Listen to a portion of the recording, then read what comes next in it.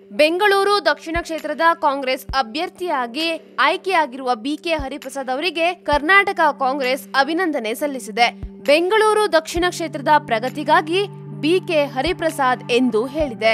ಬೆಂಗಳೂರು ದಕ್ಷಿಣಕ್ಕೆ ಕಾಂಗ್ರೆಸ್ ಅಭ್ಯರ್ಥಿ ಯಾರು ಎಂಬುದು ತೀವ್ರ ಕುತೂಹಲಕ್ಕೆ ಕಾರಣವಾಗಿತ್ತು. ಮಾಜಿ ಶಾಸಕ ಪ್ರಿಯಾ ಕೃಷ್ಣ, ಶಾಸಕ ರಾಮಲಿಂಗಾರೆಡ್ಡಿ, ಜಯನಗರ ಶಾಸಕಿ ಸೌಮ್ಯ ರೆಡ್ಡಿ ಅವರ ಹೆಸರು ಕೇಳಿ ಬಂದಿತ್ತು.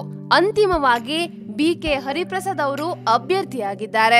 ಬೆಂಗಳೂರು ದಕ್ಷಿಣ ಬಿಜೆಪಿಯ ಭದ್ರಕೋಟೆ. 1996ರಿಂದ 2014ರ ತನಕ ಸತತವಾಗಿ ಬಿಜೆಪಿ ಅಭ್ಯರ್ಥಿ ಕ್ಷೇತ್ರದಲ್ಲಿ ಜಯಗಳಿಸುತ್ತಿದ್ದಾರೆ. ಕೇಂದ್ರ ಸಚಿವರಾಗಿದ್ದ ಅನಂತಕುಮಾರ್ ಅವರು ಪ್ರತಿನಿಧಿಸುತ್ತಿದ್ದ ಕ್ಷೇತ್ರವಿದು.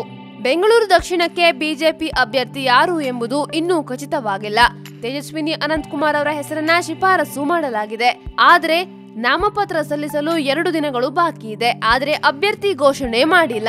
1999ರ ಚುನಾವಣೆಯಲ್ಲಿ ಬಿಕೆ ಹರಿಪ್ರಸಾದ್ ಅವರು ಬೆಂಗಳೂರು ದಕ್ಷಿಣ ಕ್ಷೇತ್ರದಿಂದ ಕಾಂಗ್ರೆಸ್ ಅಭ್ಯರ್ಥಿಯಾಗಿ ಕಣಕ್ಕಿಳಿದಿದ್ರು. ಅನಂತಕುಮಾರ್ ಅವರ ವಿರುದ್ಧ 65,000 ಮತಗಳ ಅಂತರದಲ್ಲಿ ಗೆಲುವನ್ನ ಸಾಧಿಸಿದ್ದರು.